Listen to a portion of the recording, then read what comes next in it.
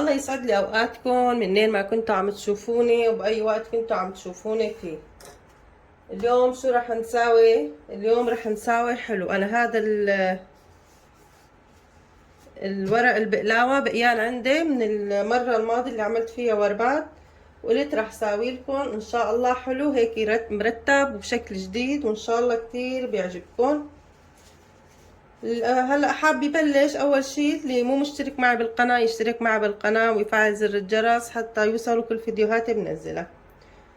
ويلا قبل ما نبلش حطوا لايك. رح ناخد اول شي ورقة من عجينة البقلاوة. شوفوا معي بس انها مقطعة شوي، بس كمان يعني ما بتأثر.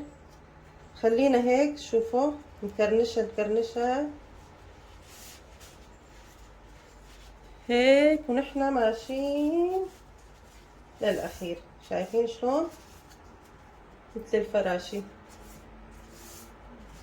هلا شو بدنا نساوي؟ من هيك نحملها ونحطها فوق بعضها البعض هذا الشكل. واضح معكم؟ ومنحط القشطة الكمية اللي انتوا بتحبوها، ومنجي منحرفها هيك ومن حرف التاني ومنلف مثل كأنه عم نلف يبرق هيك. شوفوا لي هالمنظر، شو رأيكم؟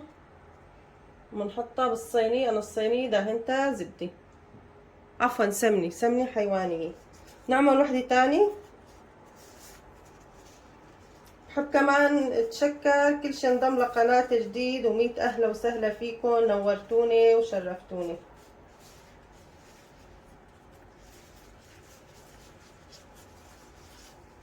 كمان نفس الحركة، نقعد هيك نكشكشها هيك لتوصلوا للآخر. والفرن على درجة حرارة 200 من فوق ومن تحت.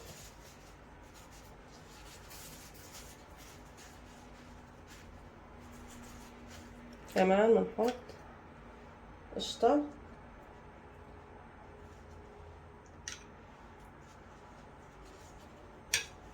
ومنكف من هون ومن هون ومنلف.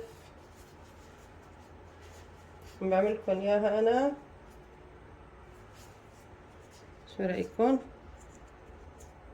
ما بيأثر هاي لانه بس العجينة ناشفة. انتهينا. شوفوا لي على هالمنظر. هلا رح ندهنهم بالسمنة حتى منظرهم مثل الشعيبيات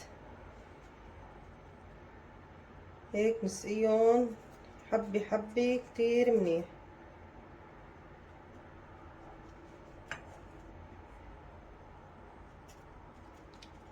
جربوها كتير رح تعجبكم، خصوصا اذا عندكم ضيوف. شي ببيض الوش يعني، وسهلة. شفتوا شلون؟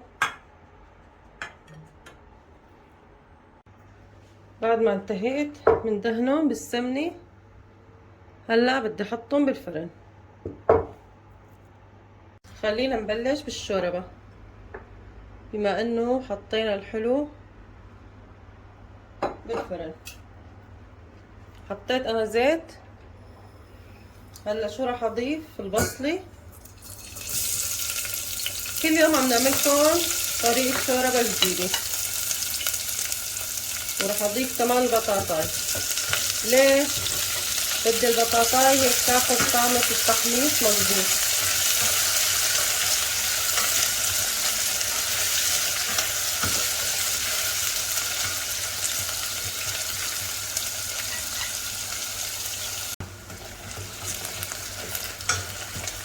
هلا نضيف الجزرة والبندورة.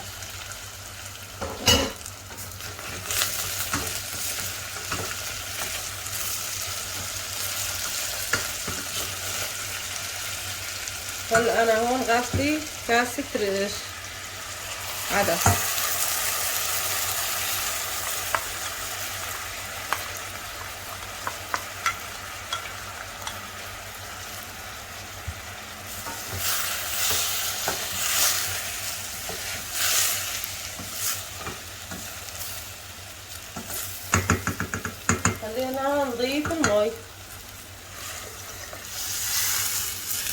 راح اضيف كمان مي لانه ميتهم قليله.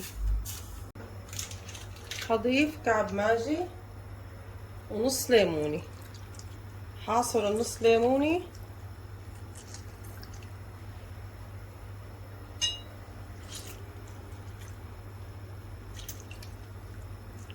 وهرميه بقلبها.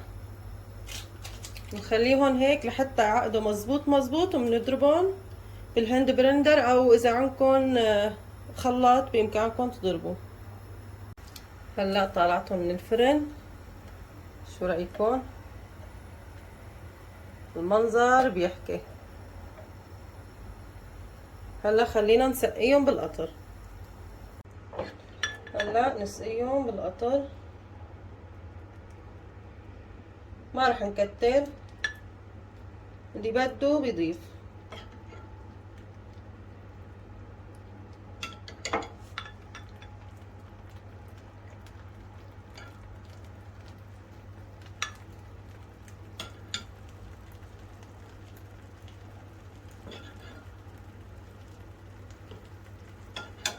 شو رايكم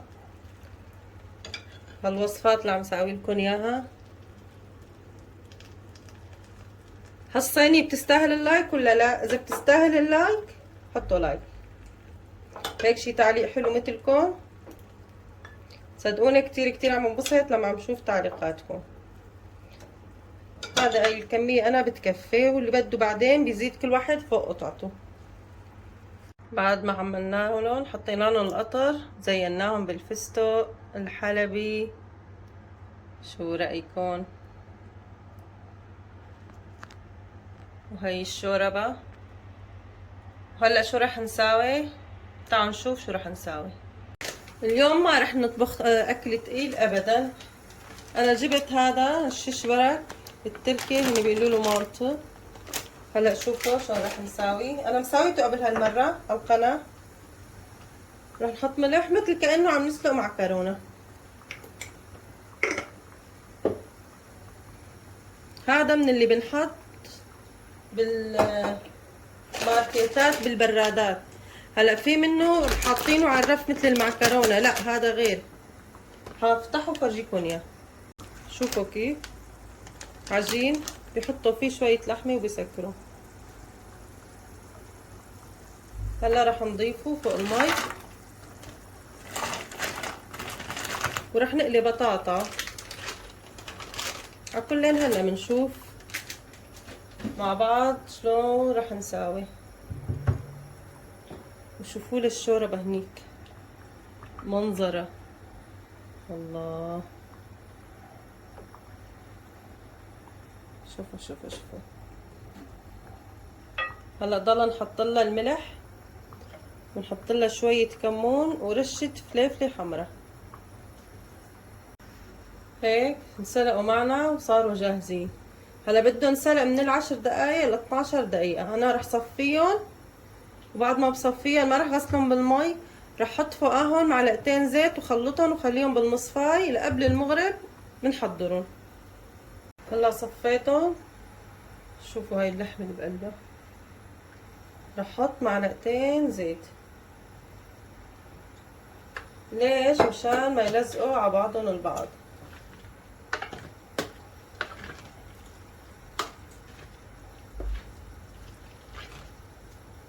هيك ما عاد يلزقوا.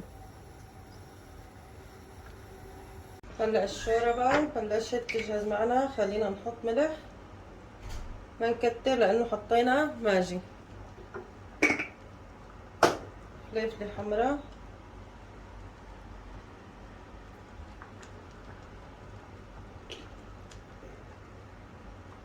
وكمون. هلا رح نخلطها. خلطنا الشوربة وانتهت معنا. شوفوا القوام الحلو وهاللون الحلو.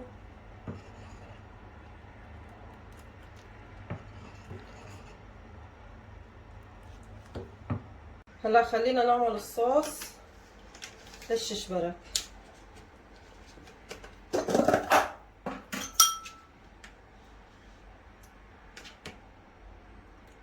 طريقته ولا اسهل من هيك، والولاد كتير كتير عم يحبوه. نحنا طريقتنا نحنا السوريين مختلفة تماما. هني ما بيطبخوا اللبن، بيحطوا اللبن هيك يعني بدون طبخ، بس كمان يعني طعمته كتير طيبة.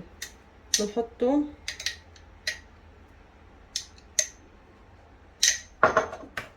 وملح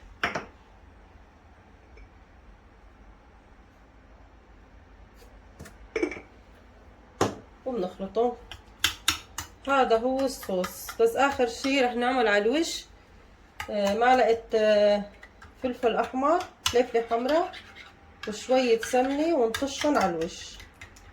هاي الحركة لازم يعني، هاي الطريقة الأصلية. وهون رح فرجيكم عندي من امبارح بقيان حشوي، حشيتهم كمان من شوفوا. ورح اقلي جنبهم صحن بطاطا. واليوم خلي اكلنا هيك، مو ضروري كل يوم نكبر الطبخة ونعمل اشكال الوان. اليوم هيك طبختنا. هاي دعمتهم بالحلو، ما تقولوا لي ما دعمتهم. هلا رح نبلش بتحضير الشبرك. هون حطيت معلقة زبدة ومعلقة زيت، ورح اضيف عليهم معلقة من الفلفل الحمراء وحطهم على الغاز بس هيك يدوبوا يسخن شوي الزبدة. بعدين بنجيبهم نحطهم فوق هلا خلينا نحط الصوص اول شي عشان فورا بس نزلنا الزبدة عن الغاز بنضيفها فوقه.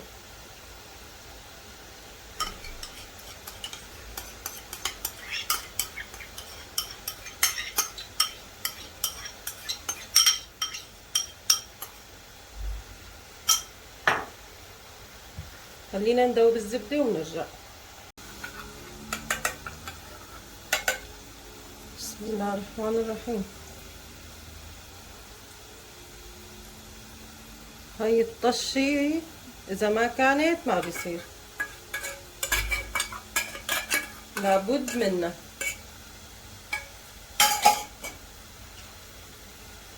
وهيك صار جاهز.